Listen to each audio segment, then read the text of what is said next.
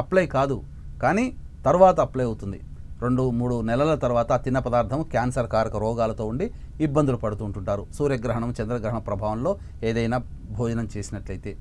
అలాగే నీలాప నిందలు కలుగుతాయి చంద్రుని చూసే అనేటువంటిది అంటే మనకు ప్రత్యక్షంగా అప్పటికప్పుడు కలగకపోయినా భవిష్యత్తులో కొన్ని నెలల్లో మనం చేయనటువంటి పనికి మనం ఇబ్బందులు పడాల్సి వస్తుంది. కాబట్టి ఇప్పుడు చెప్పినటువంటి శ్లోకాన్ని మీరు ముమ్మార్లు పఠించండి. లేదు మనకి ఈ శ్లోకం చదువుకోవడానికి ఇబ్బందిగా ఉంటుంది అని అన్నప్పుడు మీరు ఏ ఇంట్లోనైతే మీరు మీ ఇంట్లో పూజ చేసుకుంటారు కదా, లేదా మీ ఇంటి దగ్గరలో ఉన్నటువంటి మంటపంలో వినాయకుడి పూజ చేసుకుంటారు కదా, ఆ వినాయకుడి దగ్గరికి వెళ్ళి క్షమాపణ చెప్పుకొని వినాయకుడి ఎదురుగ్గా ఒక 8 గుంజీలు తీసి ఆ యొక్క వినాయకుడి దగ్గర పూజ చేసినటువంటి అక్షింతల్ని తల మీద వేసుకొని చక్కగా ఆ వినాయకుడికి కనుక నమస్కారం చేసుకుని ఆ యొక్క దోషము తొలగిపోవాలి, చంద్రుని దోషం తొలగిపోవాలనే భావన కనుక ఆ వినాయకుడిని కనుక చెప్పినట్లయితే తప్పకుండా ఆ యొక్క దోషము తొలగిపోతుందని చెప్పవచ్చు.